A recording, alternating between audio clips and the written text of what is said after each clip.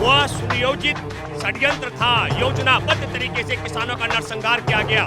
मैं इसके लिए नरसंहार करने के लिए 7 जुलाई 2021 को केंद्रीय गृह राज्य मंत्री की कुर्सी से नवाजा गया अजय मिश्रा।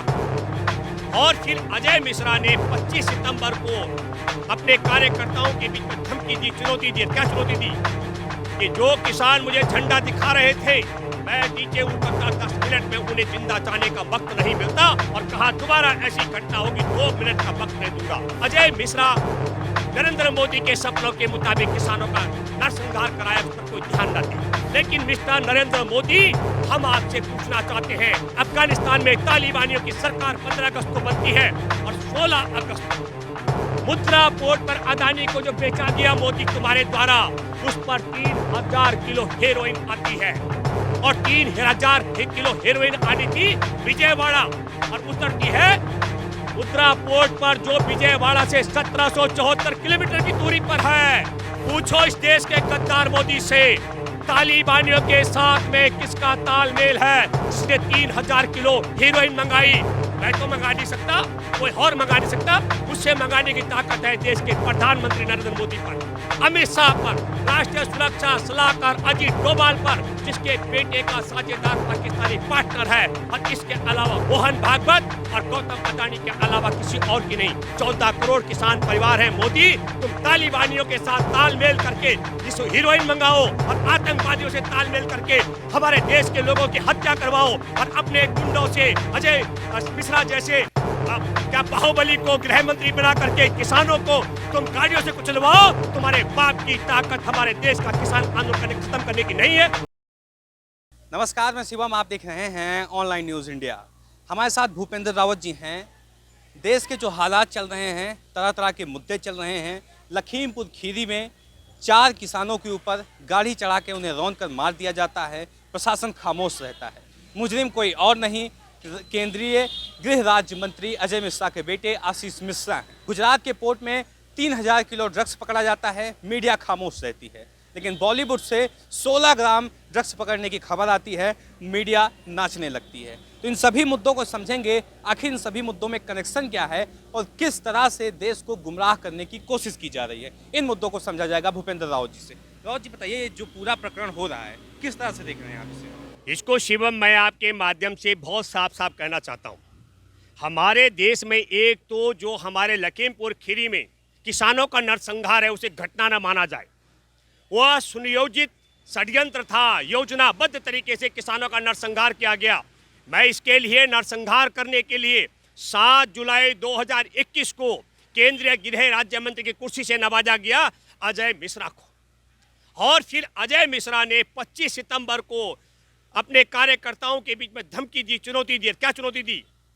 कि जो किसान मुझे झंडा दिखा रहे थे, मैं नीचे उतरता 10 मिनट में उन्हें जिंदा जाने का वक्त नहीं मिलता, और कहा दोबारा ऐसी घटना होगी 2 मिनट का वक्त नहीं दूंगा। मैं पहली बात आपके माध्यम से कहना चाहता हूं, 26 नवंबर 2020 से 26 नवंबर 2020 से लेकर के आज तक हमारे किसानों का जो धरना चल रहा है, इस धरने में हमने देश भर में किसानों ने जगह जगह देश के नेताओं को, मंत्रियों को काले झंडे दिखाए, लेकिन किसी ने भी किसानों के नरसंहार करने की चुनौती नहीं दी। इसलिए मैं ये दावे के साथ मैं कह सकता हूं कि ये अजय मिश्रा ने किसानों का नरसंहार करने की जो चुनौती दी थी, उसी का बेटा आशीष मिश्रा उर्फ मोनू भैया ने गाड़ियों का काफिला चला करके किसानों को रौंद डाला। और ये रौंदने से पहले की घटना बताता हूं, ताकि पूरा मीडिया का ध्यान देश के मुद्दे से, किसानों के नरसंहार से पर न जाए। उसके लिए शनिवार को 2 अक्टूबर को गांधी जयंती के दिन किंग खान, शाहरुख खान के बेटे आर्यन खान को एक क्रूज शिप जो मुंबई से गोवा जा रही थी, उसकी रेप पार्टी में वो चला गया, जहां कुछ लोग नशा कर रहे थे। आर्यन खान के पास नशा नहीं पकड़ा गया, ताकि पूरे मीडिया का ध्यान आर्यन खान की तरफ चला जाए और अजय मिश्रा नरेंद्र मोदी के सपनों के मुताबिक किसानों का नरसंहार कराया, उस पर कोई ध्यान न दे। मैं ये बात इसलिए कहना चाहता हूं, कड़ी दर कड़ी शनिवार को आर्यन खान को गिरफ्तार कराने में आपके सामने केपी गोस्वामी जो निजी जासूस है, निजी जासूस जिसपे धोखाधड़ी के मुकदमे चल रहे हैं, आपने देखा होगा एक गंजा आदमी जिसकी सेल्फी है आर्यन खान के साथ, वो आर्यन खान को गिरफ्तार कराने का। हमारे देश में ड्रग्स की तस्करी रोकने के लिए एनसीबी, नारकोटिक्स कंट्रोल ब्यूरो, उसकी पोल खोल होती है। और दूसरा, उसी के दोस्त को, अबरार को जो पकड़ के ले आता है, मनीष भानुशाली, उसकी आप फेसबुक से लेकर के तमाम सोशल मीडिया में अमित शाह, नरेंद्र मोदी के साथ में उसके फोटो देख सकते हो। तो एनसीबी ने जिस षड्यंत्र के तहत, और जीटीबी ने कहा था 15 दिन से रेकी कर रहा था एनसीबी, क्योंकि एनसीबी तय कर रहा था जैसे ही उस क्रूज शिप पर शाहरुख खान का बेटा चढ़ेगा गिरफ्तार कर दिया जाएगा। मैं कहता हूं शाहरुख खान के बेटे को 101 साल की सजा दो। ऐसे जहाज में क्यों चढ़ा जहां लोग नशा कर रहे थे? लेकिन मिस्टर नरेंद्र मोदी, हम आपसे पूछना चाहते हैं, अफगानिस्तान में तालिबानियों की सरकार 15 अगस्त को बनती है और 16 अगस्त को मुद्रा पोर्ट पर अदानी को जो बेचा गया मोदी तुम्हारे द्वारा, उस पर 3000 किलो हेरोइन आती है। और 3000 किलो हेरोइन आनी थी विजयवाड़ा, और उतरती है मुद्रा पोर्ट पर जो विजयवाड़ा से 1774 किलोमीटर की दूरी पर है। और नरेंद्र मोदी गंगावरम, वहीं आंध्र प्रदेश में विजयवाड़ा से 350 किलोमीटर की दूरी पर है, और इससे बड़ा बंदरगाह है, वहां हेरोइन नहीं उतरती है। क्यों? क्योंकि वहां पर अभी गौतम अदानी का गंगावरम पोर्ट में 80% शेयर है, 20% शेयर और नहीं है। और तीसरा, चेन्नई में 459 किलोमीटर की दूरी पर एक और बंदरगाह है, वहां भी नहीं उतरती है। तो जरा मैं आपके साथ माध्यम से देशवासियों जानना चाहता हूं, पूछो इस देश के गद्दार मोदी से, तालिबानियों के साथ में किसका तालमेल है जिसने 3000 किलो हीरोइन मंगाई?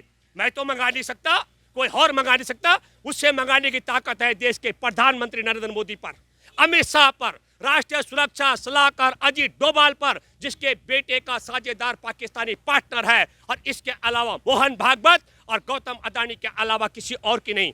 लेकिन फिर मैं कहना चाहता हूं, गुजरात में ही 3000 किलो हीरोइन क्यों उतारी गई 1774 किलोमीटर दूर विजयवाड़ा से? क्योंकि वहां भाजपा की सरकार है और पूरा पोर्ट पर गौतम अदानी का अड्डा है, और गौतम अदानी का जिस पोर्ट पर अड्डा है वो स्मगलिंग का सबसे बड़ा जरिया बन चुका है। पहली बात।